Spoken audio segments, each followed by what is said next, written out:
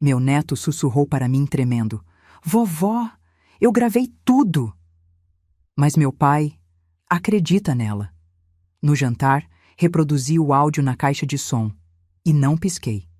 Quando a voz dela surgiu, as máscaras caíram. Era para ser uma noite de festa.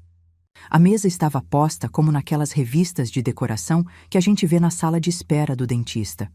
Taças de cristal brilhando, o faqueiro de prata da minha mãe que eu só tirava do estojo no Natal e um arranjo de flores brancas que, sinceramente, cheirava a velório. Meu filho, o Beto, apertava a mão da Camila com tanta força que os nós dos dedos dele estavam brancos. Ele sorria, mas era aquele sorriso nervoso de quem tenta convencer a si mesmo de que está tudo bem. Mas não estava. Nada naquela casa estava bem há meses. O ar estava pesado, gelado, e não era por causa do ar-condicionado. Era o peso do segredo que eu carregava no bolso do meu cardigã. O lugar à cabeceira da mesa, onde meu marido Arthur sentou por 40 anos, estava vazio. O prato dele, limpo, intocado. Arthur, o homem que construiu aquela casa com o suor do próprio rosto, estava trancado no quarto de hóspedes no andar de cima.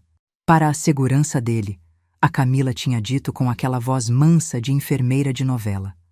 E para a nossa segurança também, ela completou, trancando a porta por fora e guardando a chave no decote.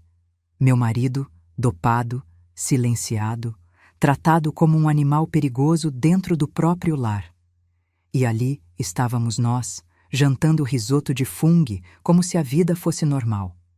Antes de eu contar o que fiz naquela mesa, eu preciso te pedir uma coisa rápida. Se você já sentiu, lá no fundo do estômago, que alguém estava manipulando sua família, se já sentiu aquele cheiro de falsidade no ar, se inscreva aqui no canal agora. A gente precisa se unir para enxergar os sinais antes que seja tarde. Já clicou? Obrigada, minha querida. Agora presta atenção no que aconteceu. O som dos talheres batendo na porcelana era a única coisa que se ouvia. Clim, clão, clim, irritante. Beto limpou a garganta, aquele pigarro de quem vai fazer discurso, e levantou a taça de vinho. Mãe! Ele começou, com os olhos brilhando de emoção ingênua.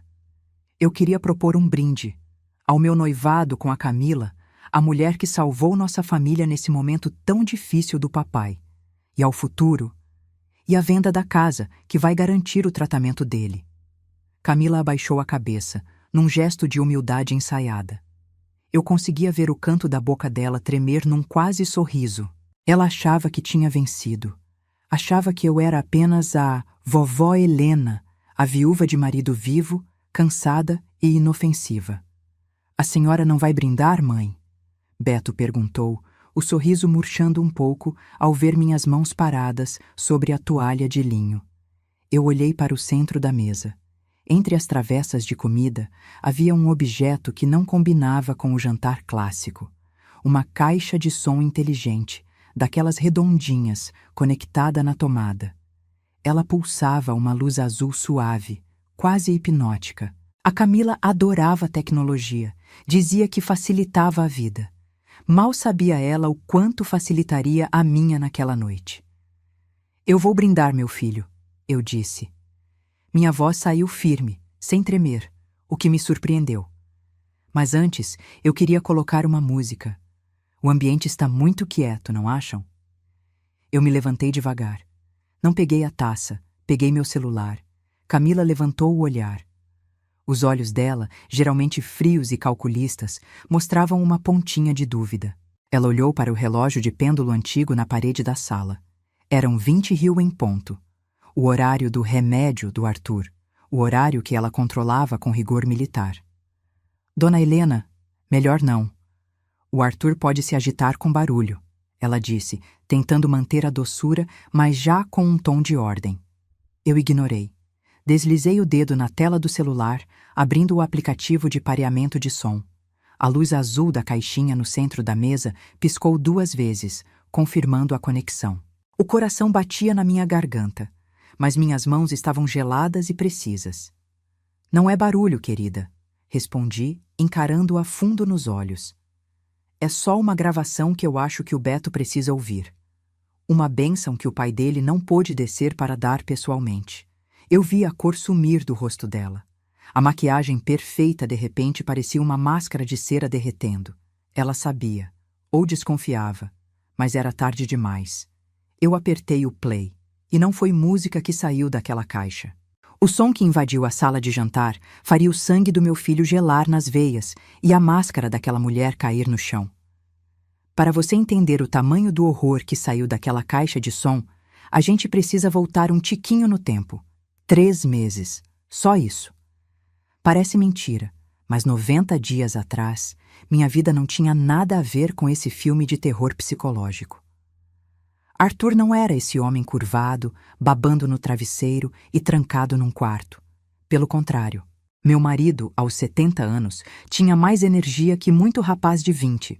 Ele era engenheiro de som aposentado, daqueles perfeccionistas que reclamam se o violino na orquestra da TV está meio tom desafinado. A mente dele era afiada como navalha nova. O orgulho dele era o escritório de som, um quarto nos fundos da casa que ele revestiu inteirinho com aquela espuma cinza de isolamento acústico. Era o santuário dele. Ali dentro não entrava som de ônibus, nem grito de vizinho, nem o barulho da chuva. Só a música dele e os equipamentos antigos, cheios de botões e agulhas que balançavam, que ele cuidava como se fossem filhos. Arthur passava tardes inteiras lá, consertando rádios valvulados ou digitalizando fitas antigas. Ele dizia: Helena, o mundo tá muito barulhento. Aqui eu encontro a frequência certa. Ele estava ótimo. Até o Beto trazer a Camila para o almoço de domingo. Beto estava radiante, coitado. Dizia que tinha encontrado a mulher da vida dele. Camila entrou na nossa casa não como uma visita, mas como uma solução. Ela era técnica em enfermagem, especializada em geriatria, dizia ela. Tinha aquele ar de competência que intimida a gente, sabe? Roupa alinhada, cheiro de limpeza, falava baixo e devagar, como se estivesse explicando o mundo para uma criança. No começo, achei que era zelo. Ela olhou para o Arthur e disse: Seu pai tem uma perda auditiva leve, Beto. Isso isola o idoso. Eu conheço um aparelho moderno com Bluetooth que devolve a vida social. Parecia um presente. Arthur resistiu, claro. Ele gostava das coisas analógicas, do som puro. Mas a Camila insistiu tanto, com aquele jeitinho de é para o seu bem, que ele aceitou. Foi o começo do fim. A casa mudou. Camila praticamente se mudou para cá para ajudar na adaptação. As cortinas coloridas que eu gostava foram trocadas por persianas brancas, que acumulam menos pó. O cheiro de bolo de fubá deu lugar a cheiro de desinfetante hospitalar. Ela organizou nossa rotina numa tabela de Excel pregada na geladeira. Tudo tinha hora: banho, remédio preventivo, sol, descanso. Arthur começou a ficar estranho na primeira semana de uso do aparelho. Ele ia para o estúdio, colocava os fones grandes por cima do aparelho auditivo minúsculo e ficava lá, franzindo a testa. Uma vez, entrei com uma xícara de café e o encontrei batendo no ouvido. Tem um zumbido novo, Helena, ele reclamou irritado. Não é o zumbido natural do ouvido, é um padrão. Parece que tem alguém raspando metal dentro da minha cabeça. Eu disse para ele tirar o aparelho. Ele tirou, mas disse que a cabeça continuava cheia. Camila disse que era adaptação neural, que o cérebro estava reaprendendo a ouvir. Ela falava com tanta certeza técnica que a gente se sentia burro de questionar. Mas a coisa degringolou rápido demais. Arthur, que resolvia palavras cruzadas de nível difícil em 10 minutos, começou a esquecer onde tinha deixado a chave de fenda. Depois, esqueceu como ligava a mesa de som que ele usou por 30 anos. Ele ficava olhando para os botões com um olhar vazio, de criança perdida no shopping. Eu tentava conversar, mas ele parecia ouvir coisas que eu não ouvia. Ele olhava para os cantos da sala, assustado, como se as paredes estivessem falando. Camila assumiu o controle total. Demência de evolução rápida, ela decretou. E começou a dar os remédios para acalmar. Beto chorava escondido, vendo o pai definhar. Eu sentia um aperto no peito, uma intuição de mãe e esposa gritando que aquilo não era doença. Doença não tem agenda. Doença não espera a nora chegar para piorar. E a prova de que minha desconfiança não era loucura veio numa tarde de terça-feira. Eu estava ajudando Arthur a comer gelatina, porque a mão dele tremia demais. Ele me olhou com aquele olho aguado, sem brilho, e perguntou: "Quem é a senhora?" Meu coração partiu em 1000 pedaços. Eu segurei o choro e disse: "Sou eu, Arthur. A Helena." Ele balançou a cabeça, confuso. Mas 5 minutos depois, quando a Camila entrou no quarto falando sobre documentos do banco, ele levantou a cabeça num estalo. Os olhos dele focaram nela. "A senha do cofre principal é 842219, ele disse com a voz clara, sem tremer. "E a escritura da casa está na pasta azul." Foi na terceira semana que ele esqueceu meu nome, mas lembrou o código do cofre com uma clareza assustadora. A casa já não parecia mais a minha casa. Parecia uma sala de espera onde a gente aguarda a notícia ruim chegar. Mas o ruim mesmo, aquele que racha a vida em antes e depois, veio num domingo de sol. A gente estava na sala, tentando fingir normalidade. O Léo, meu neto de 10 anos, brincava debaixo da mesa de jantar, quietinho, montando umas naves espaciais de Lego. Ele sempre foi assim, mais observador do que falador, igualzinho ao avô. Arthur estava sentado na poltrona dele, com aquele olhar vidrado que tinha virado rotina. De repente, ele começou a bater nas orelhas. Não era coceira, era tapa mesmo, forte, desesperado, como se quisesse expulsar um bicho de dentro da cabeça. "Parem! Parem de falar!" ele gritou. A voz dele, rouca, rasgou o silêncio da tarde. Eu corri para ele. "Arthur, o que foi? Sou eu, a Helena." Ele me empurrou, com uma força que eu não sabia que ele ainda tinha. Ele levantou, derrubando a mesinha de centro, e correu para a cozinha. Eu fui atrás, com o coração na boca, o Beto logo atrás de mim gritando: "Pai, calma!" Quando chegamos na cozinha, a cena travou minhas pernas. Arthur estava encolhido no canto, perto da geladeira, segurando a faca grande de cortar carne. Ele apontava a faca para o teto, para as paredes, girando como um animal acuado. "Eles estão sussurrando! As paredes estão sussurrando que vão me matar! Saiam daqui!" Ele berrava, com os olhos arregalados de pavor puro. Foi aí que a Camila entrou em cena. E foi a coisa mais arrepiante que eu já vi. Enquanto eu e o Beto estávamos paralisados de terror, ela entrou na cozinha caminhando devagar, sem correr. A expressão dela não era de medo. Era de foco. Foco clínico.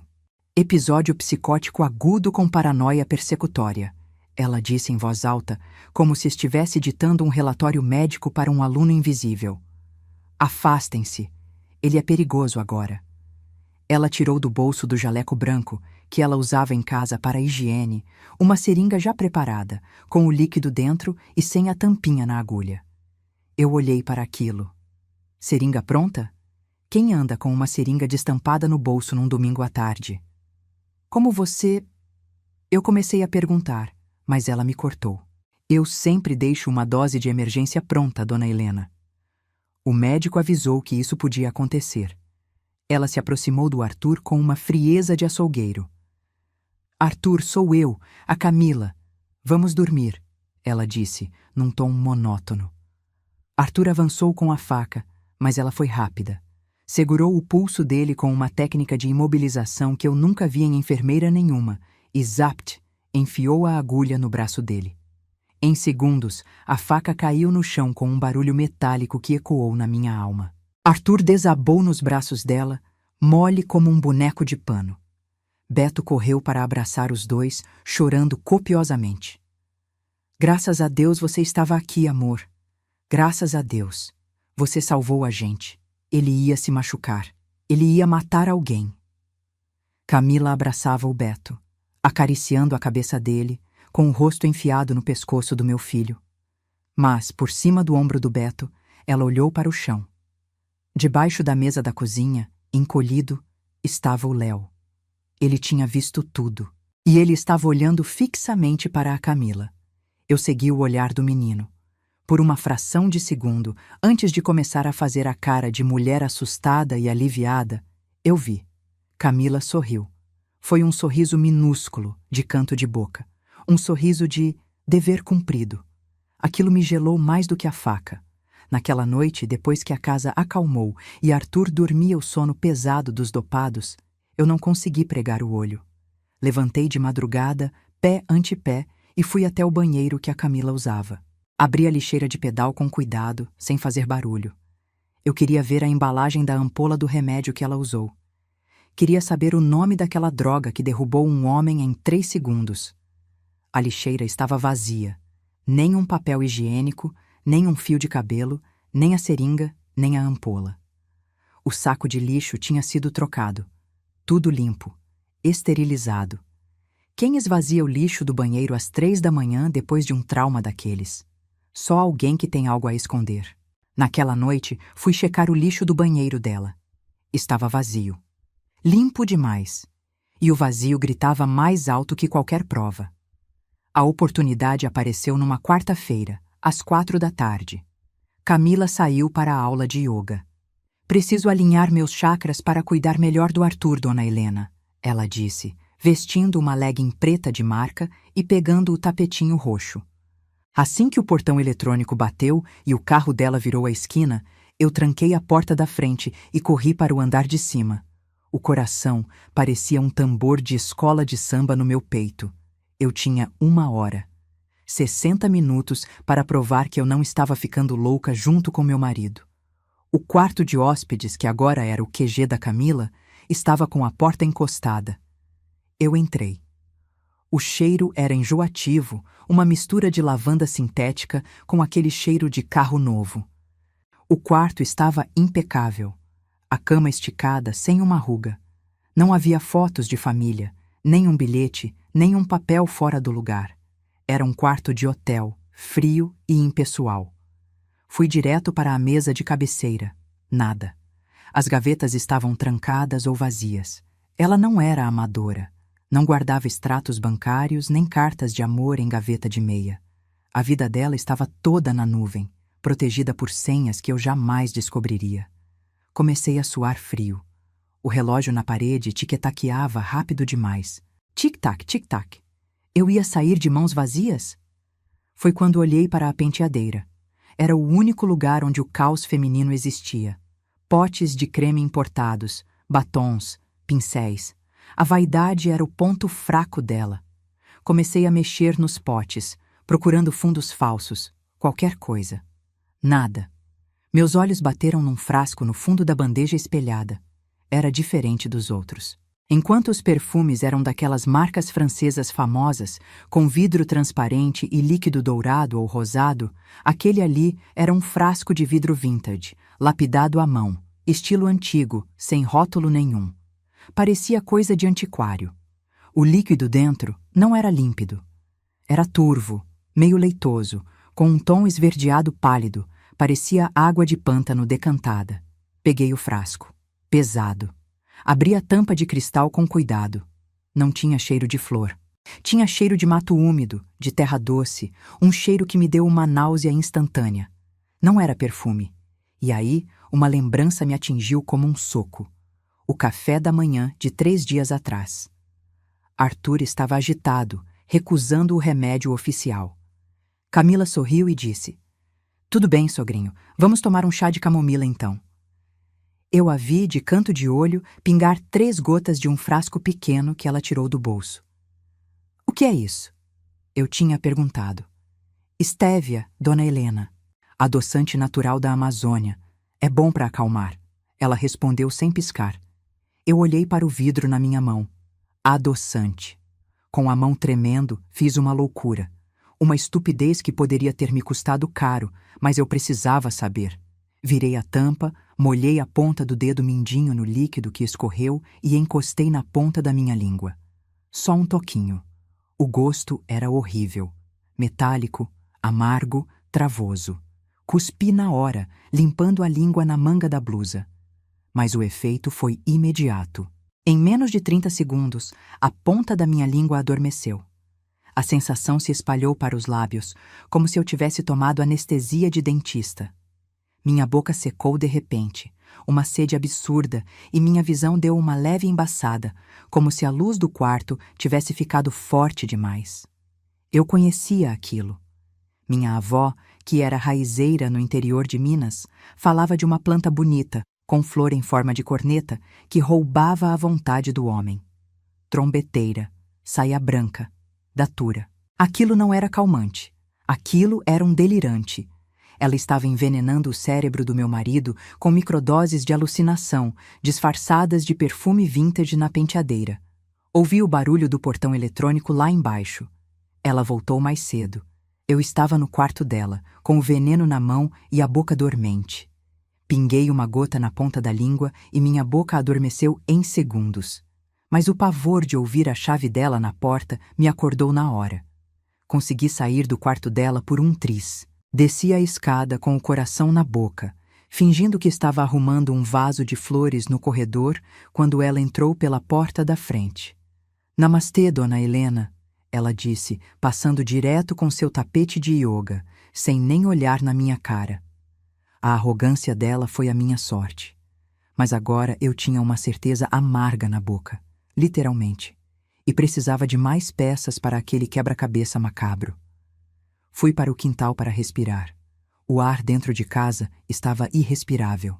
No fundo do jardim, perto das hortênsias que o Arthur plantou quando a gente casou, encontrei o Léo.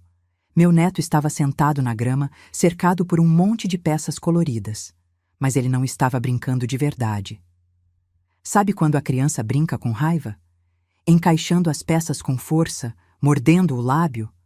Ele estava construindo uma muralha em volta de um castelo. Uma fortaleza sem porta e sem janela. "Léo!" Chamei baixinho. Ele deu um pulo. O medo nos olhos daquele menino me doeu mais do que a dormência na minha língua. Ele escondeu as mãos nas costas. "Desculpa, vovó, eu não estava fazendo nada", ele disse rápido, olhando para a porta da cozinha, como se a Camila fosse aparecer voando. Me abaixei na altura dele, ignorando a dor no meu joelho. "Ei, filho, tá tudo bem?" A bruxa, digo, a tia Camila, já subiu. Ele relaxou os ombros, mas continuou tremendo. Aproximei a mão e fiz um carinho no cabelo dele. Estava suado frio. "Vovó", ele sussurrou, chegando bem perto do meu ouvido. "O vovô não tá louco." Eu gelei, segurei os ombros dele. "Como assim, Léo? O que você viu?" "Não vi, eu ouvi." Ele olhou para os lados de novo, paranoico. O aparelho do ouvido dele, o rádio novo. "Ele fala coisas, vovó, coisas ruins." "O aparelho fala?" Perguntei, confusa. "Sim. Quando ela tá perto, o aparelho faz barulho de gente gritando. Eu estava escondido atrás do sofá ontem." O vovô começou a chorar e bater na cabeça, e eu ouvi um zim bem fininho saindo da orelha dele. E depois uma voz de homem bravo. Mas não tinha homem nenhum lá, só a Camila mexendo no celular e rindo. Minha cabeça girou. Então não era só o veneno. Era tortura. Léo enfiou a mão no bolso da bermuda e tirou um boneco. Era um boneco Lego de astronauta, daqueles branquinhos com capacete. "Eu peguei isso aqui pra você, vovó. Esconde." "Um brinquedo, meu filho?" Ele balançou a cabeça com impaciência de quem sabe mais que os adultos. Com os dedinhos ágeis, ele puxou o capacete do boneco e arrancou a cabeça amarela de plástico. O corpo do boneco era oco. De lá de dentro caiu um cartão de memória minúsculo, um micro SD preto, menor que uma unha. "O que é isso, Léo?" perguntei, pegando aquela coisinha minúscula com a ponta dos dedos. "É da minha câmera do drone", ele explicou, sussurrando rápido. "Eu deixei gravando no quarto dela. Ela acha que eu sou burro, vovó. Ela fala no telefone que o terreno vai estar liberado para leilão em 15 dias. Ela vai vender nossa casa, vovó." Eu apertei o cartão na mão até machucar. Leilão. Era isso. Ela não queria o Arthur. Ela queria o terreno valioso onde nossa casa estava. "Você é muito corajoso, meu amor", eu disse, com lágrimas nos olhos. Ele me puxou pela manga, desesperado. Tem mais uma coisa nesse cartão, vovó. Uma coisa pior. O quê? Ele engoliu em seco, os olhos arregalados de terror. Eu gravei ela sozinha no espelho. Antes do vovô pegar a faca naquele dia, ela estava ensaiando o susto. Ela contava 3, 2, 1 e gritava socorro para o espelho. E depois ria. Ele sussurrou tremendo. Vovó, eu gravei tudo. Ela não sente medo de verdade. Ela finge. Com aquele pedacinho de plástico preto queimando na minha mão, eu sabia que não podia ver aquilo no meu celular. A tela era pequena demais para a grandiosidade da mentira que eu estava prestes a descobrir. Esperei Léo voltar para o quarto dele. Finge que está jogando videogame, filho. Faz barulho, eu pedi. E fui para o único lugar da casa onde eu teria paz. O escritório de som do Arthur. Aquele quarto sempre foi território proibido para bagunça, e graças a Deus, a Camila não entrava lá porque dizia que tinha cheiro de mofo e velharia. Entrei e tranquei a porta. O silêncio lá dentro era absoluto, graças ao isolamento acústico que o Arthur instalou anos atrás. Liguei o computador principal dele, uma máquina potente que ele usava para renderizar áudios pesados. Minhas mãos tremiam tanto que levei 3 tentativas para conseguir encaixar o cartãozinho do Léo no adaptador USB. Quando a pasta de arquivos abriu na tela, cliquei no último vídeo gravado. A data era do domingo passado, 10 minutos antes do Arthur surtar com a faca.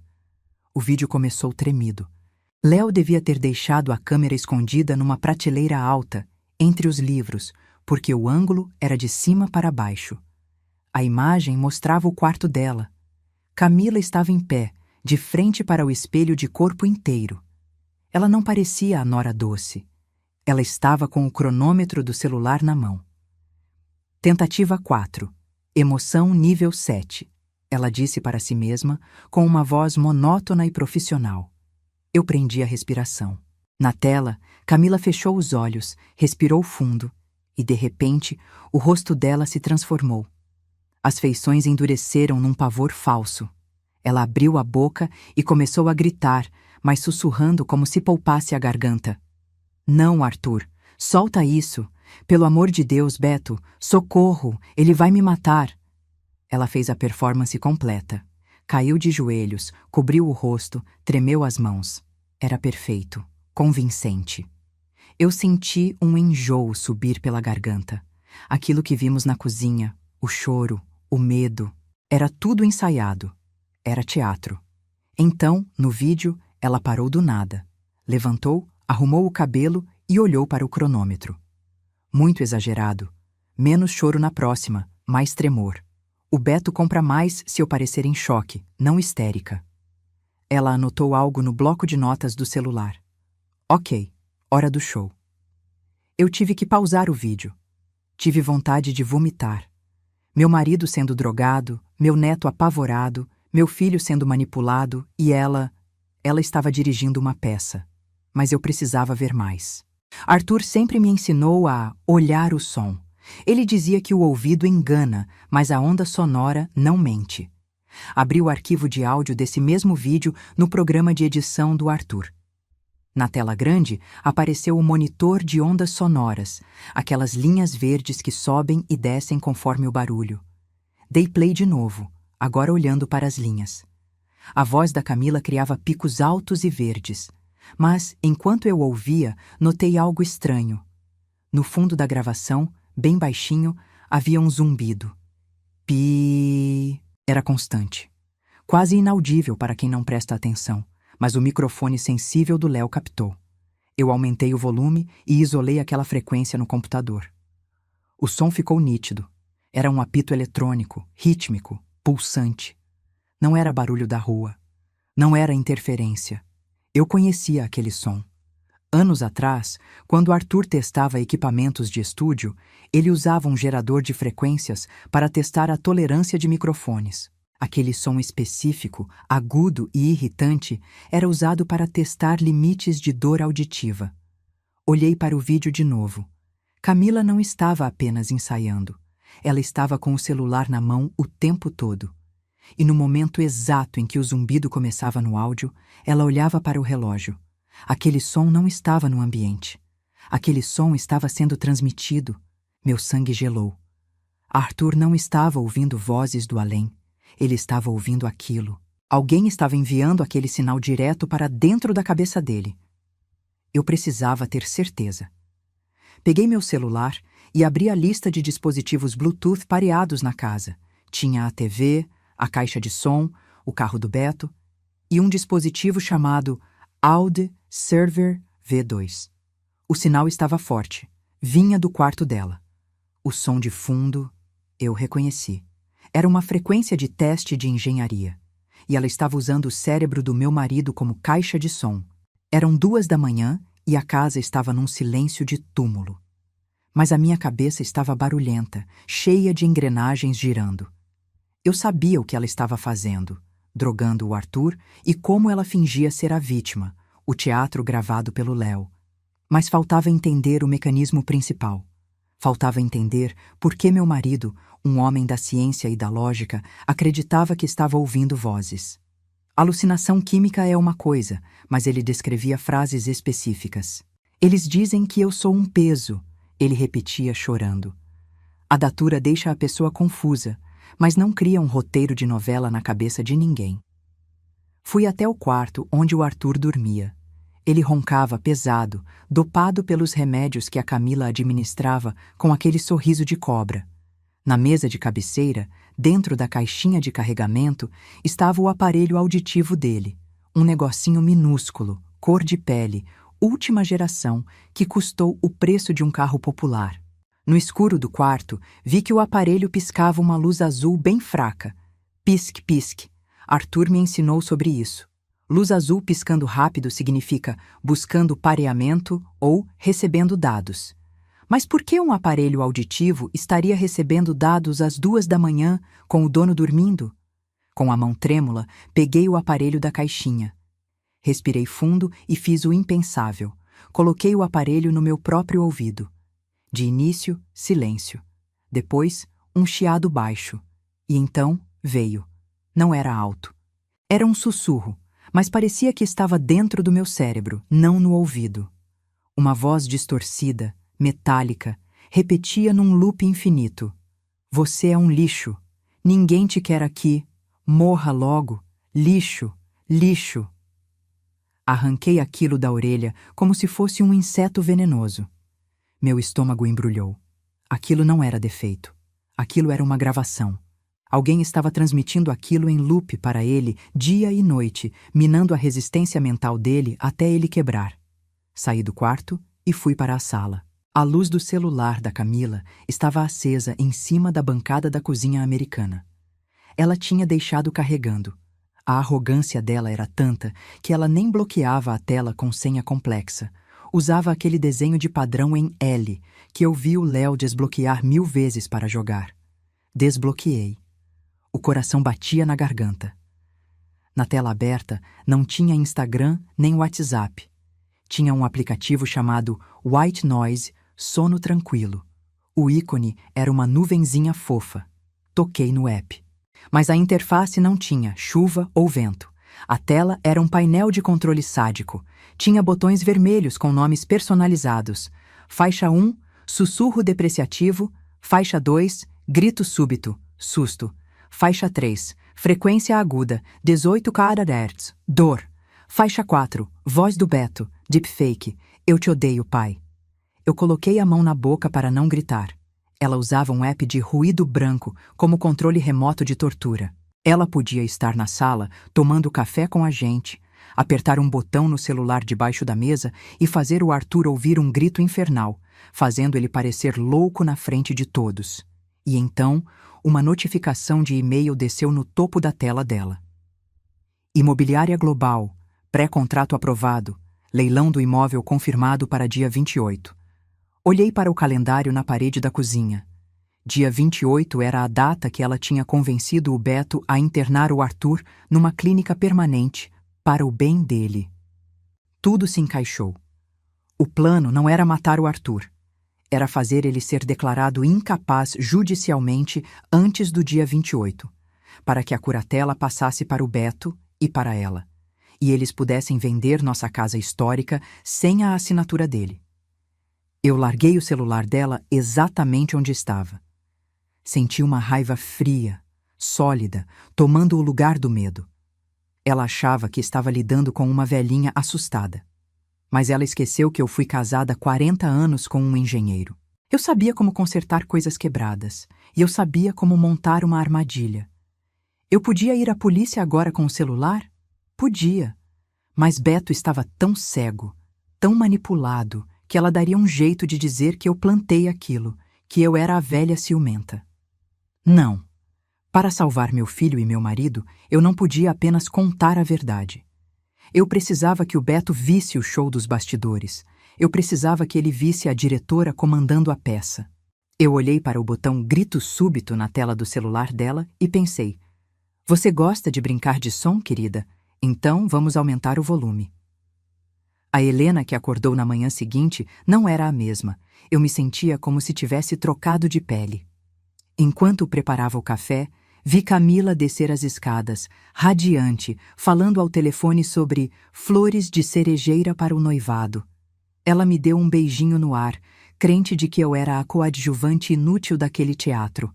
Devolvi com um sorriso que não chegou aos meus olhos. O plano já estava rodando na minha cabeça, preciso como um relógio suíço.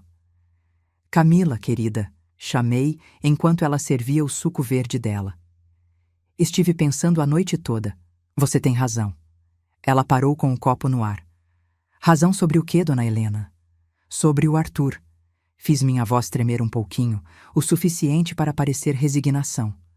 Não dá mais. Ontem à noite ele gritou de novo. Eu não tenho mais forças. Acho que a clínica é a melhor opção. E sobre a casa, é muito grande para mim. Melhor vender e garantir o conforto dele. Os olhos dela brilharam. Foi sutil, mas eu vi a pupila dilatar. A ganância é um bicho que não sabe se esconder. A senhora é muito sábia, dona Helena, ela disse, pegando na minha mão. A mão dela estava fria.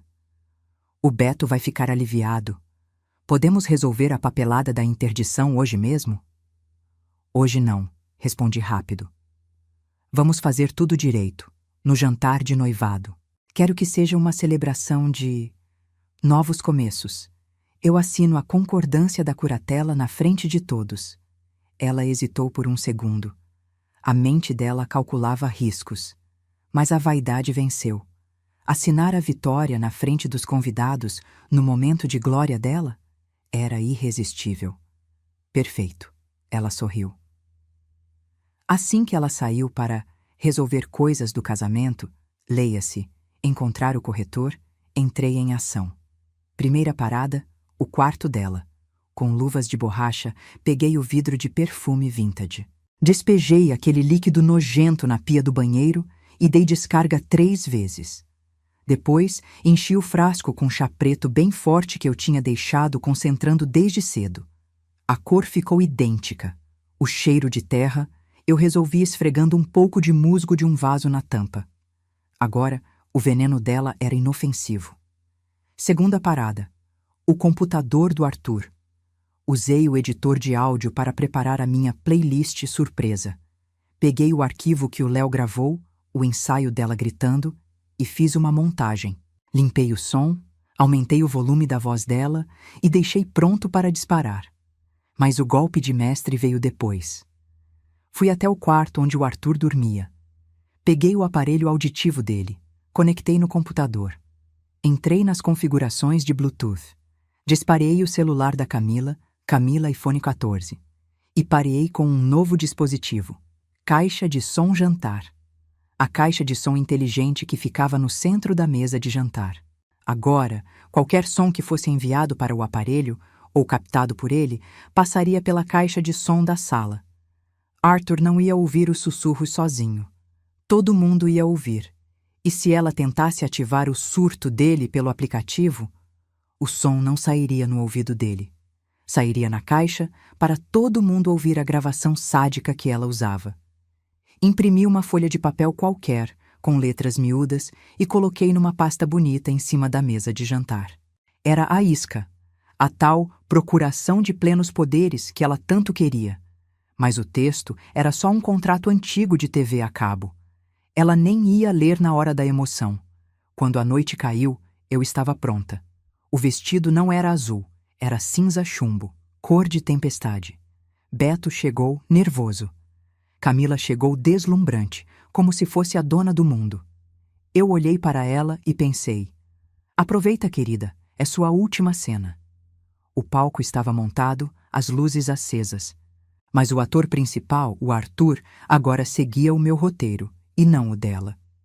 E assim, voltamos para aquele momento onde tudo começou, no bloco 1. A sala de jantar estava gelada, e não era só pelo ar-condicionado no máximo, era o frio da expectativa. Arthur foi trazido para a mesa pelo Beto. Meu marido caminhava devagar, apoiado no braço do filho, mas observei um detalhe que passou despercebido pela enfermeira competente. Os pés dele estavam firmes. Ele não arrastava os chinelos como nos dias anteriores. O chá de veneno que ela achou que tinha dado hoje era, na verdade, chá preto puro. A mente dele, pela primeira vez em meses, estava começando a limpar a névoa química. Mas Camila não notou. A arrogância cega, né? Ela estava ocupada demais sendo a anfitriã perfeita.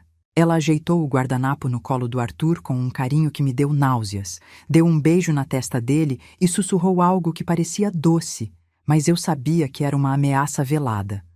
Arthur apenas piscou, olhando para ela com uma curiosidade nova, não com medo. Ele sentou na cabeceira. O lugar dele. No centro da mesa, ao lado do arranjo de flores com cheiro de velório, estava o celular da Camila. Estava com a tela virada para baixo. A capinha era de um tom nude, discreto, camuflado na toalha de linho. Aquele aparelho não era um telefone. Era o detonador de uma bomba. Ela o mantinha ali, ao alcance da mão direita, enquanto com a esquerda segurava a mão do meu filho. "Estou tão feliz que estamos todos aqui", Beto disse, servindo vinho. Ele olhou para a pasta de couro que eu tinha deixado propositalmente na ponta da mesa. A isca. "Mãe, você tem certeza sobre a papelada? Podemos esperar o papai melhorar?" "Não, meu filho", eu disse, cortando a carne no meu prato com precisão cirúrgica. "A Camila tem razão. Precisamos resolver isso hoje. O Arthur precisa de paz." Camila sorriu. Aquele sorriso de gato que acabou de encurralar o rato. Ela olhou para a pasta. Dentro dela, ela acreditava estar a curatela que daria a ela o controle da venda da nossa casa histórica. Milhões de reais em um terreno, disfarçados de cuidado ao idoso. Ela só precisava de uma coisa para garantir que o Beto não hesitasse na hora de assinar. Ela precisava que o Arthur surtasse agora. Ela precisava de um show de loucura na frente de todos para provar que ele era incapaz. O relógio de pêndulo na parede fez tec. Eu olhei discretamente. O pêndulo oscilava, hipnótico. Faltava 1 minuto para o horário do remédio, o momento que ela condicionou o Arthur a sentir medo. O silêncio na mesa era constrangedor. Só se ouvia o garfo do Arthur raspando o prato de sopa. Ele comia com apetite. Isso deixou a Camila inquieta. O script dela dizia que ele deveria estar babando ou agitado agora. Ela soltou a mão do Beto. A mão dela, com as unhas perfeitamente feitas em francesinha, deslizou pela toalha de mesa como uma aranha se aproximando da presa. Ela foi em direção ao celular. Eu sabia exatamente o que ela ia fazer. Ela ia abrir aquele aplicativo maldito de white noise. Ela ia apertar o botão vermelho que dizia Faixa 2, grito súbito. Ela esperava que o som explodisse dentro do ouvido do Arthur via Bluetooth, fazendo ele gritar, derrubar a mesa, talvez pegar uma faca de novo. Seria a prova final para o Beto assinar a internação. Meu coração batia tão forte que achei que o tecido da minha blusa ia rasgar. Eu apertei o guardanapo no meu colo. "Está tudo bem, amor?" Beto perguntou para ela, notando a tensão nos ombros dela. "Tudo ótimo", ela respondeu, sem olhar para ele. Os olhos dela estavam fixos no Arthur. O dedo dela tocou a tela do celular. Ela desbloqueou.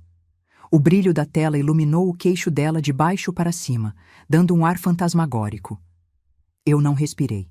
Ela ia apertar o botão. Ela achava que o som iria para o fone no ouvido do meu marido. Ela não sabia que eu tinha desviado o sinal. Ela não sabia que o grito não ia ficar trancado na cabeça do Arthur. Ela tocou na tela do celular com a certeza da vitória. Ela esperava que o Arthur gritasse, mas o silêncio que veio a seguir foi o som mais alto da noite. O tempo pareceu congelar naquela sala de jantar. Sabe quando você assiste a um vídeo na internet e a conexão cai bem na melhor parte? A imagem trava, a rodinha gira e você fica ali, esperando. Foi exatamente isso que aconteceu com a Camila. O dedo dela pressionou o ícone vermelho na tela do celular. Eu, do outro lado da mesa, prendi a respiração, esperando o caos. Eu sabia que ela tinha apertado o botão da faixa 2 grito súbito. Pela lógica dela, naquele exato segundo, o Arthur deveria largar a colher, levar as mãos aos ouvidos e começar a berrar que o demônio estava falando com ele. Mas o Arthur, ele apenas soprou a colher de sopa. Ele levou o caldo à boca, engoliu, limpou o canto dos lábios com o guardanapo e soltou um suspiro satisfeito. Está ótimo o tempero, Helena. Faltava um pouco de sal, mas está ótimo. A frase dele caiu na mesa como uma bigorna. Arthur não falava uma frase completa e conexa há 2 meses. Camila arregalou os olhos. A boca dela abriu levemente, num ó de incredulidade. Ela olhou para o celular de novo. Eu vi o movimento frenético do dedo dela. Tap, tap, tap! Ela estava apertando o botão repetidamente, com raiva, como quem aperta o controle da TV quando a pilha está fraca. Ela devia estar pensando: por que não funciona? A bateria está cheia. O Bluetooth está ligado. O silêncio na mesa ficou insuportável. Era um silêncio errado, pesado. Beto olhava do pai para a noiva, sem entender nada. Ele esperava o drama, a doença, a justificativa para assinar a papelada que queimava dentro da pasta de couro. Mas o que ele via era um pai calmo e uma noiva à beira de um ataque de nervos. Camila tentou disfarçar. Ela largou o celular na mesa, ainda desbloqueado, o erro dos arrogantes, e tentou pegar sua própria colher para comer. Foi aí que a máscara trincou fisicamente. A mão dela tremia. Não era um tremor leve. A colher de prata batia na borda do prato de porcelana, fazendo um barulho irritante e contínuo.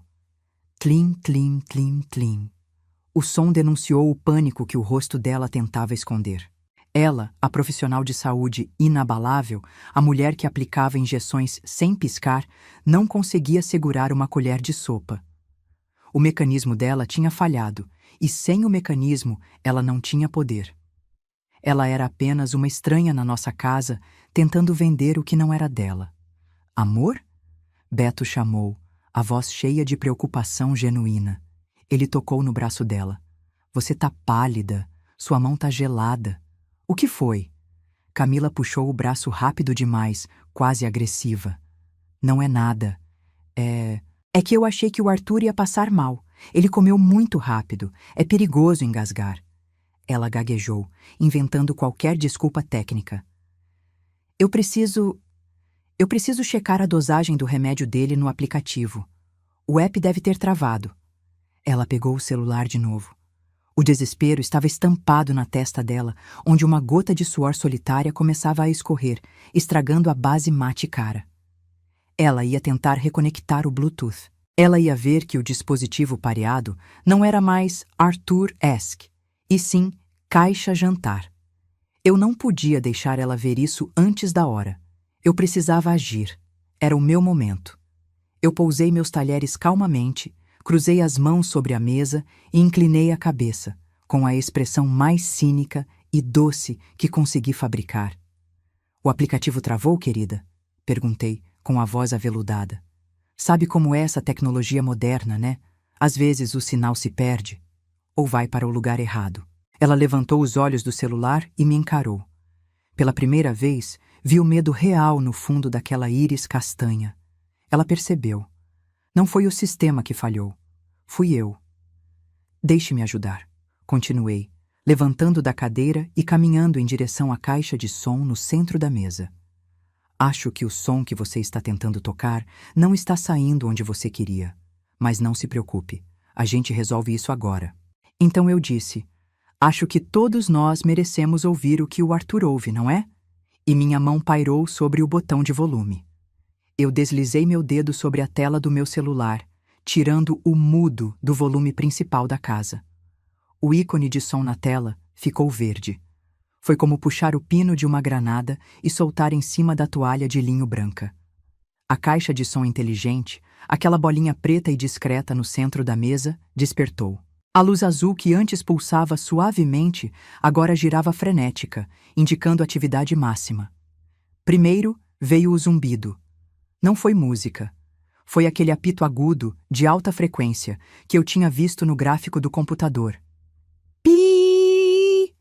O som era penetrante, doloroso, como uma broca de dentista entrando no ouvido.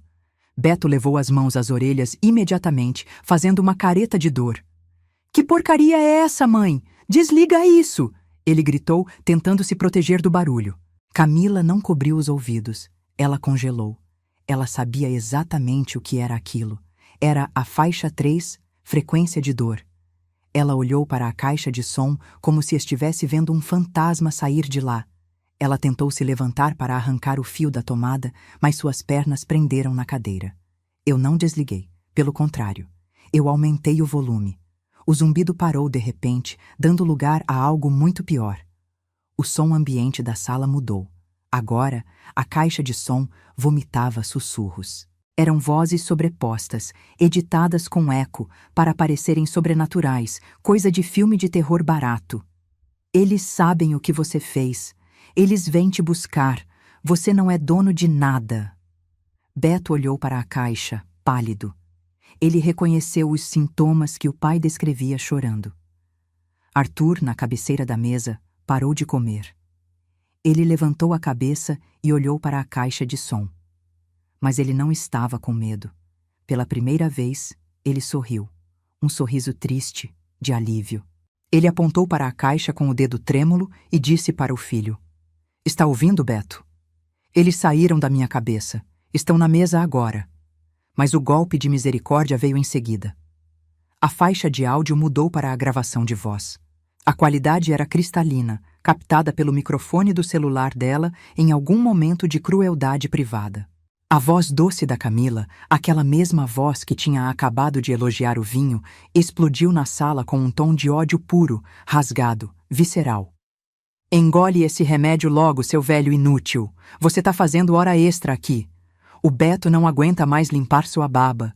Assina a maldita procuração ou eu aumento a dose. A frase ecoou nas paredes da sala de jantar. O tempo parou. O ar sumiu. Beto, que estava com a mão estendida para desligar a caixa, parou no meio do movimento. Ele parecia ter levado um tiro no peito. Ele olhou para a caixa de som, processando a informação, e depois virou o pescoço lentamente, roboticamente, em direção à noiva. Camila estava branca como papel. A boca dela abria e fechava, mas nenhum som saía. A enfermeira dedicada tinha desaparecido. Ali, exposta pela tecnologia que ela tanto amava, estava apenas a torturadora. Isso é montagem, Camila gritou, a voz estridente, desafinando pelo pânico. É deepfake, sua mãe editou isso. Ela me odeia, Beto. Ela quer destruir nosso casamento. Mas ela cometeu um erro. O áudio continuou tocando, e na gravação ouviu-se o barulho inconfundível do toque de celular dela, seguido da voz dela atendendo uma ligação. Oi, corretor? Sim, o leilão do dia 28 tá mantido. O velho vai estar interditado até lá, garanto. Não havia como ser montagem. Aquele detalhe do leilão. Beto sabia que ninguém mais sabia da data exata. Só eles dois. A ficha caiu com o peso de uma âncora. Ele olhou para o pai, que comia a sobremesa calmamente ao som dos insultos gravados, e depois olhou para a mulher que ele ia desposar. Eu vi o amor morrer nos olhos do meu filho naquele segundo. Foi substituído por um horror profundo, uma repulsa física. Ele se afastou da mesa, derrubando a cadeira para trás com estrondo. Beto olhou para a noiva e, pela primeira vez, o rosto dela não era de um anjo salvador. Era o rosto de um monstro ganancioso. O desespero tem cheiro, sabia? Naquele momento, a sala de jantar cheirava a suor frio e perfume caro evaporando. Camila não tentou mais argumentar. Quando viu que o Beto não a defendeu, ela partiu para a violência física. Num movimento rápido, ela se jogou sobre a mesa, derrubando taças e castiçais, tentando alcançar o meu celular que controlava o som. "Me dá isso aqui, sua velha maldita!" Ela gritou, as unhas raspando na toalha de mesa, rasgando o linho. Mas eu fui mais rápida. Recuei um passo, segurando o aparelho contra o peito. E foi aí que o áudio final da playlist começou a tocar. O golpe de misericórdia. A caixa de som reproduziu o som ambiente do quarto dela. Silêncio, respiração e então a voz dela, calma e técnica. Tentativa 4. Mais emoção na voz. 3, 2, 1. E em seguida, o grito estridente que ela usava para nos aterrorizar. "Socorro! Ele tá armado!" Pausa. Muito exagerado. De novo. Aquilo matou qualquer chance de defesa. Não era deepfake, não era montagem. Era o making-off da mentira. Beto, que estava paralisado como uma estátua de sal, finalmente se mexeu. Ele deu um passo para trás, como se a noiva fosse contagiosa. Você ensaiava?" Ele sussurrou, a voz quebrada. "Você ensaiava o medo de morrer?" Camila parou. Ela percebeu que não ia conseguir pegar o celular. Ela olhou em volta. Viu o Arthur sorrindo. Viu o meu olhar de aço. Viu o nojo na cara do Beto. O jogo tinha acabado. Não tinha mais plateia para o teatro dela. E então aconteceu a transformação mais assustadora da noite. A postura dela mudou num estalo. Os ombros, antes curvados numa falsa fragilidade, se endireitaram. O rosto, contorcido de pânico, relaxou numa expressão de tédio absoluto. Ela passou a mão no cabelo despenteado, ajeitando os fios com uma calma gelada. Ela não chorou. Ela não pediu perdão de joelhos. Ela riu, um riso seco, curto, de escárnio. "Ah, poupem-me desse drama de novela mexicana", ela disse, a voz agora grave, sem o tom agudo de enfermeira boazinha. "Vocês são patéticos, sentimentais e burros." Ela caminhou até a cadeira onde tinha deixado a bolsa de marca. Pegou a bolsa com força. "Vocês acham que eu estou aqui por amor ao Beto? Ou para limpar fralda de velho?" Ela apontou para o Arthur com desdém. "Esse casarão está caindo aos pedaços num terreno que vale 15 milhões de reais. 15 milhões! E vocês deixando esse velho gagal ocupar espaço. Eu estava fazendo um favor. Eu estava acelerando o inevitável para todos nós ficarmos ricos. É business, Beto. Negócios." Na fúria de pegar a chave do carro dentro da bolsa, ela puxou tudo de uma vez. Um maço de papéis deslizou para fora e caiu no chão, aberto, aos pés do meu filho. Era o contrato imobiliário de pré-venda. Beto olhou para o papel. No topo estava o timbre de uma construtora famosa. E no campo Comissão de Intermediação, o nome da Camila aparecia como beneficiária de 10% do valor total. 1,5 milhão? Beto leu incrédulo. "Você ia internar meu pai num asilo público e ficar com 1,5 milhão de comissão?" Camila deu de ombros, sem um pingo de remorso. "Meus sócios não vão gostar nada desse atraso, mas quer saber? Eu arrumo outro idiota com herança. O mundo está cheio de homens carentes como você, Beto." Ela ajeitou o vestido, pegou a chave do carro e caminhou em direção à porta da frente, o salto alto batendo firme no assoalho de madeira. Toque, toque, toque. O som da impunidade. Ela achava que ia sair dali, entrar no carro importado dela e sumir na noite para procurar a próxima vítima.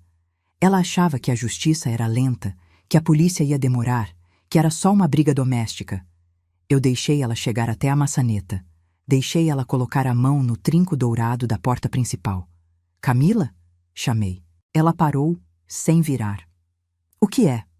Vai me rogar uma praga, vovó?" "Não", respondi cruzando os braços. Só queria avisar que eu convidei mais gente para o jantar. E eles estão impacientes lá fora. Ela tentou abrir a porta para fugir. Mas quando a maçaneta girou, quem a empurrou à porta do outro lado não foi o vento. A porta não abriu para a liberdade. Ela deu de cara com um muro de terno azul marinho. Não era a polícia militar fardada que costuma atender briga de marido e mulher. Eram dois homens altos, vestidos com aquela elegância cara e intimidante de advogados corporativos, segurando pastas executivas. Atrás deles, sim, estavam dois policiais civis, discretos, aguardando a vez. Camila recuou um passo, quase tropeçando no próprio salto. O sangue drenou do rosto dela tão rápido que ela ficou cinza. Ela conhecia aqueles ternos. Doutor Siqueira? Ela gaguejou. A arrogância tinha evaporado. O homem da frente ajeitou os óculos com uma frieza burocrática. Boa noite. Nós recebemos um dossiê interessante agora à tarde, enviado pela senhora Helena, ele disse, apontando para mim com a cabeça. Arquivos de áudio, vídeo e, o mais grave, desvio de conduta ética usando a marca da nossa empresa, a Elite Home Care. Camila olhou para mim com ódio puro. Sim, eu não tinha ligado para o 190 chorando. Eu tinha mandado um e-mail para o compliance da empresa multinacional que a contratou. Empresa grande tem pavor de processo. Empresa grande corta a cabeça do funcionário antes que o escândalo vaze. Vocês não podem entrar aqui. É um mal-entendido. Ela tentou argumentar, mas a voz saiu fina. Não estamos aqui para discutir, minha cara. Estamos aqui para conter danos. O advogado continuou, implacável. O contrato da senhora está rescindido por justa causa. Fraude, abuso de vulnerável e... Ele fez uma pausa dramática, puxando um papel da pasta. Falsidade ideológica. Ele olhou nos olhos dela. Ou devo te chamar pelo seu nome verdadeiro, Susana? O nome atingiu o Beto como um tapa na cara. Susana? Meu filho sussurrou, encostado na parede, parecendo uma criança perdida. O policial civil deu um passo à frente, com as algemas na mão. Susana Martins. Foragida da Justiça do Paraná. Violação de condicional por estelionato contra idosos em 2019. A senhora achou que mudar de estado e pintar o cabelo ia apagar o sistema integrado da polícia, dona Susana? Ela não era um gênio do crime. Era só uma vigarista que seguia um manual, um script. E como todo funcionário que segue script, ela caiu quando o sistema dela entrou em colapso. Ela violou a regra número 1 do próprio golpe: não deixar rastro digital.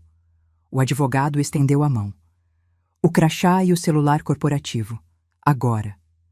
Com a mão trêmula, ela tirou o crachá da empresa que estava pendurado na bolsa. Aquele pedaço de plástico era o escudo dela, a autoridade que ela usava para mandar na minha casa. O advogado arrancou o crachá da mão dela com um puxão seco. Sem o crachá, sem o jaleco, sem o nome falso, ela diminuiu de tamanho. Ficou pequena. Os policiais a viraram contra a parede. O som das algemas clicando foi a música mais linda que eu já ouvi, melhor que qualquer sinfonia. Clic-clac. Enquanto a levavam, gritando impropérios e ameaçando processar todo mundo, Arthur fez algo que ninguém esperava. Meu marido, que passou meses curvado, levantou da cadeira da cabeceira. Ele se apoiou na mesa, ficou ereto, com a dignidade de quem construiu aquela vida, tijolo por tijolo. Ele olhou para a mulher sendo arrastada para fora. Levem o lixo, ele disse. A voz dele estava rouca, enferrujada pelo desuso, mas firme. Não era balbucio de doente. Era uma ordem de dono da casa. A porta bateu. O silêncio voltou. Mas dessa vez não era um silêncio vazio. Era o silêncio da paz. Arthur levantou da cadeira e falou sua primeira frase lúcida em meses. Mas o estrago que ela deixou para trás ainda precisava ser varrido. Quando o giroflex da polícia finalmente parou de pintar as paredes da minha sala de vermelho e azul, e o carro da patrulha dobrou a esquina levando a Susana e o circo de mentiras dela, o que restou não foi alegria. Foi um silêncio exausto, Quem acha que o fim de um pesadelo termina com champanhe e festa, nunca viveu um. Termina com a gente varrendo os cacos, com vergonha dos vizinhos que espicham o pescoço na janela e com uma dor de cabeça que parece que o cérebro vai explodir. A casa estava em paz, mas era a paz de um campo de batalha depois do cessar-fogo.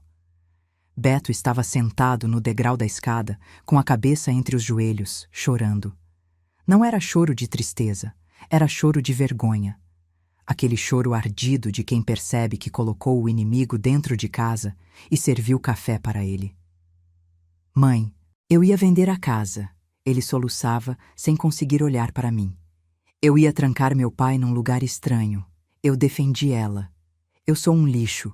Eu sentei ao lado dele. Não passei a mão na cabeça, mas também não julguei.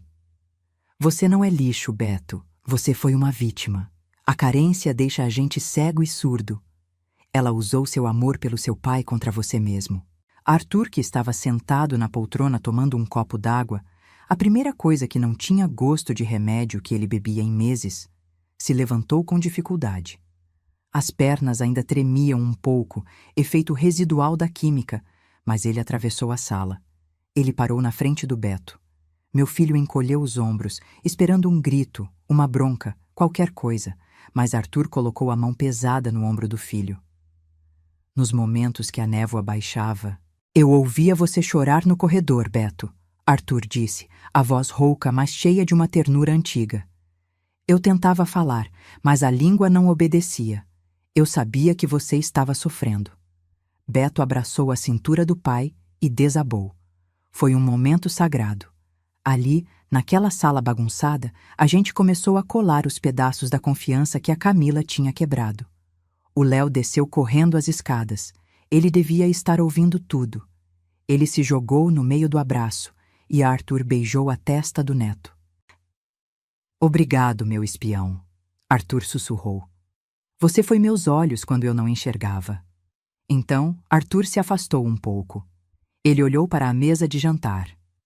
O aparelho auditivo hackeado ainda estava lá, em cima da toalha manchada de vinho, piscando aquela luzinha azul fraca, como um olho maligno morrendo. Arthur pegou o aparelho. Ele olhou para aquela pecinha de tecnologia que custou uma fortuna e que quase custou a vida dele. Nunca mais, ele disse. Ele jogou o aparelho no chão de madeira. O barulho foi seco. Com o pé ainda calçando o chinelo de couro velho, Arthur pisou em cima. Ele girou o calcanhar com força. Cric! O som do plástico estalando e dos circuitos quebrando foi libertador. Ele pisou de novo, até que sobrasse apenas pó e pedacinhos de silicone. A casa não vai ser vendida, decretei, olhando para a bagunça. Essa casa tem história, e a história não acabou. Beto limpou o rosto, tentando se recompor. Eu vou consertar tudo, mãe. Eu prometo. Vou trabalhar o dobro. Vou pagar o advogado, vou... Ele parou de falar. A expressão dele mudou de tristeza para um pânico súbito. Ele tateou os bolsos procurando o celular dele. O que foi, Beto? Perguntei, sentindo um frio na espinha. O aplicativo do banco? Ele murmurou, desbloqueando a tela com dedos trêmulos. Ela tinha as senhas. Ela dizia que era para pagar os exames do papai, as taxas do cartório. Eu me aproximei. A tela do celular do Beto brilhava com o saldo da conta conjunta que ele tinha aberto com ela para o futuro do casal. 0. E não era só isso. Havia notificações de transferências agendadas e empréstimos aprovados no nome do Arthur, usando a procuração digital que ela tinha conseguido meses antes. A gente tinha salvado a vida e a casa, mas a guerra tinha deixado um rombo financeiro. Camila tinha ido embora, mas o dinheiro que ela desviou já estava viajando pelo mundo digital. E nós tínhamos que caçá-lo. O pânico do Beto durou exatos 3 minutos. Foi o tempo que levei para caminhar até ele, pegar o celular da mão dele e colocar sobre a mesa, com a calma de quem já tinha previsto a tempestade. Respira, filho. Você acha que eu ia cercar a raposa sem trancar o galinheiro antes? Perguntei, enxugando uma lágrima que escorria no rosto dele. Beto me olhou, confuso, com os olhos vermelhos. Mas o saldo, mãe, tá 0. Ela limpou tudo. O saldo que você vê na tela é o espelho, expliquei, usando um termo que o Arthur me ensinou sobre bancos. Ontem de manhã, quando o Léo rastreou o IP do computador dela para pegar os vídeos, nós vimos o acesso ao banco. Eu não sabia a senha, mas eu sabia quem ligar. Liguei para o gerente da conta do Arthur, o seu Almir, que atende a gente há 30 anos e sabe até o nome dos nossos cachorros que já morreram. Eu disse a palavra mágica: bloqueio preventivo por suspeita de coação. O banco congelou qualquer saída de dinheiro por 48 horas. A Camila fez as transferências, o aplicativo mostrou enviado, mas o dinheiro ficou num limbo digital, numa quarentena de segurança. O dinheiro não saiu do banco, Beto. Está preso na malha fina da fraude. Amanhã, com o boletim de ocorrência e a anulação da procuração, tudo volta para o lugar. Ela tentou roubar, mas só conseguiu mover pixels na tela. Beto soltou o ar dos pulmões com tanta força que parecia que tinha saído um peso de 1 tonelada das costas dele. Ele me abraçou e ali, naquele abraço, eu senti que meu filho estava voltando para mim. Aquele menino doce que se perdeu na carência estava de volta em casa. A manhã seguinte amanheceu com um sol tímido, daqueles que aquecem sem queimar. A casa estava diferente. O cheiro de desinfetante hospitalar da Camila já tinha ido embora, substituído pelo aroma que define o meu lar. Café fresco sendo passado no coador de pano. Fui até o jardim. Arthur estava sentado no banco de madeira, embaixo da jabuticabeira. Ele não usava nada nas orelhas. Sem aparelhos, sem fones, sem tecnologia. Ele olhava para as folhas balançando com o vento. Me aproximei com uma bandeja. 2 xícaras. Nada de cristal ou porcelana fina. Eram 2 xícaras de café simples, de cerâmica grossa, daquelas que esquentam a mão da gente. Bom dia, falei, sentando ao lado dele. Arthur pegou a xícara. A mão dele estava firme. O tremor tinha sumido junto com a enfermeira. Ele fechou os olhos e respirou fundo o vapor do café. Está ouvindo, Helena? Ele perguntou baixinho. Eu agucei o ouvido, preocupada. Será que ainda tinha algum zumbido? Alguma sequela? Ouvindo o quê, querido? O silêncio. Ele sorriu. E lá no fundo, um bem-te-vi. Um de verdade. Não é gravado. Ele desafina. Nós rimos. Foi um riso frouxo, de alívio. O som real da vida é imperfeito, desafinado, cheio de ruídos, mas é nosso. A tortura da perfeição artificial da Camila tinha acabado. Olhei para o gramado. O Léo estava correndo com o cachorro. Ele não estava mais construindo muralhas de Lego para se proteger. Ele corria de braços abertos e o sorriso no rosto dele não tinha sombra de medo. Ele tinha salvado o avô. Ele sabia disso. Aquela criança cresceu 10 anos em 2 meses, mas recuperou a infância numa noite. Tomei um gole do café. Estava forte, doce na medida, quente. O gosto da liberdade. A gente costuma achar que abuso é só quando tem grito ou batida de porta.